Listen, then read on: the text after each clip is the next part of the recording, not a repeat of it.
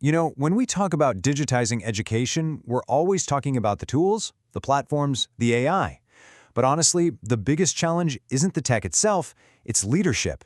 How do you actually guide an entire school community through a massive digital shift without leaving anyone behind? All right, let's get into it. And that really is the big question we're tackling today. It's not about just finding some tech whiz who knows how to code or manage an IT department.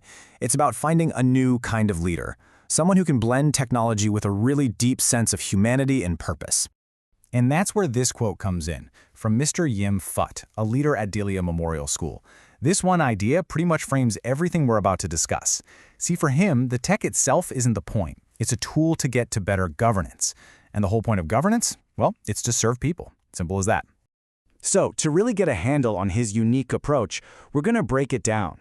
We'll look at him through 4 key roles he plays: the humanistic practitioner, the servant leader, the agile architect, and the strategic visionary. We'll see what makes him a new kind of leader and then wrap up with the legacy he's building. So, who exactly is Mr. Yim Phut? Well, after 12 years at his school, he's become so much more than just the IT guy. He's what the source material for this explainer calls a total education leader. He started out as a frontline teacher for non-Chinese speaking students and evolved into a school-wide digital pioneer. Okay, so what does that even mean, total education leader? Well, it's not about being a jack of all trades. It's about being a master integrator, someone who sees how all the pieces fit together: the technology, the people, the systems, and the absolute core mission of education, which is fairness and equity for everyone. All right, so let's dig into that first role, the humanistic practitioner. For Mr. Yim, everything, and I mean everything, starts with the students. The ultimate value of any piece of technology is whether it creates equal opportunities, especially for the learners who need it most. Having been a frontline teacher for over a decade, Mr. Yim saw this struggle up close. Just imagine trying to learn a language as complex as Chinese when it's not your native tongue. The mental effort, the sheer brain power it takes can be completely overwhelming. And this isn't just, all this is hard. It's a real concept from educational psychology called cognitive load. When that load gets too high, it creates this huge mental block. It can cause a lot of anxiety and even a fear of speaking up in class. And this is where the solution is just brilliant. Working with the Education University of Hong Kong, Mr. Yim helped develop an AI tutor. It's a private, totally non-judgmental space where a student can practice their pronunciation again and again and again, getting instant feedback without any fear of making a mistake in front of their friends. It directly tackles that cognitive load and really builds up their confidence. Okay, but great leadership isn't just about helping students, right? You've got to bring the teachers along too. And that brings us to his second key role, being a servant leader for his colleagues. And this quote, it just says it all. His whole job, as he sees it, is to clear the path. Instead of pushing tech on his peers, his focus is on making their journey into this new digital world as smooth and painless as possible. And does that approach actually work?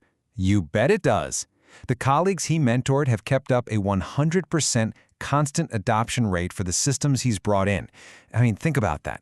100%. That number is just wow. You can't force that kind of buy-in with memos and mandates. You earn it through service. So what was the secret sauce? How did he pull it off? It was a really simple but powerful 3-step plan. First, he promised that any new system wouldn't add a single piece of paper to their administrative workload. Second, he was right there in the trenches with them, offering personal, one-on-one support. And third, and this is so important, he always respected that they are the experts in their subjects. He was there to help their vision come to life, not to replace it. Okay, so we've covered students and teachers. Now let's zoom out to the big picture, the entire school system.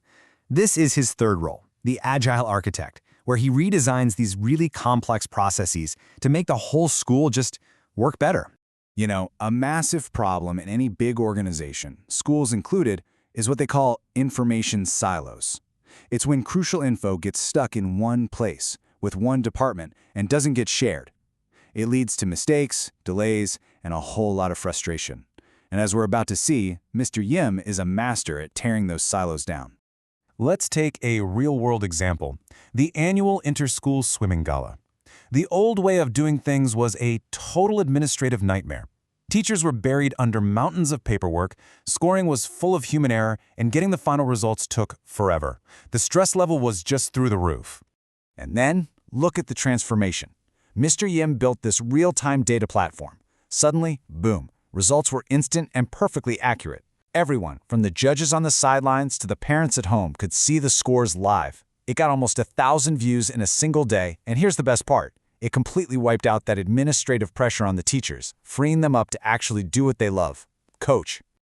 All right, this leads us to his fourth and, I think, most forward-looking role, the strategic visionary. This is about looking past today's fires and preparing the whole institution for what's next, managing both the incredible opportunities and the very real risks of technology. I absolutely love this analogy he uses. It perfectly explains the difference between just adopting tech blindly and managing it thoughtfully. See, a driver just wants to hit the gas, chasing the newest, shiniest thing. But a manager knows when to tap the brakes, to think about safety and ethics.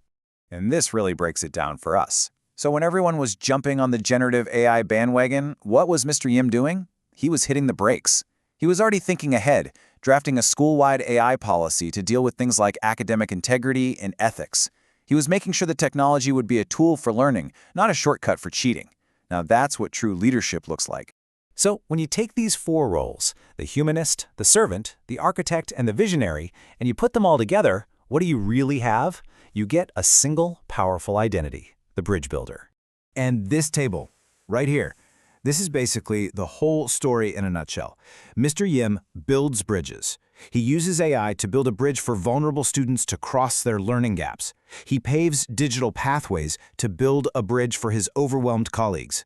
He creates data platforms to build bridges between departments that were once disconnected. And he drafts policy to build a bridge to a safe, responsible, and ethical future. And that really brings it all back to you.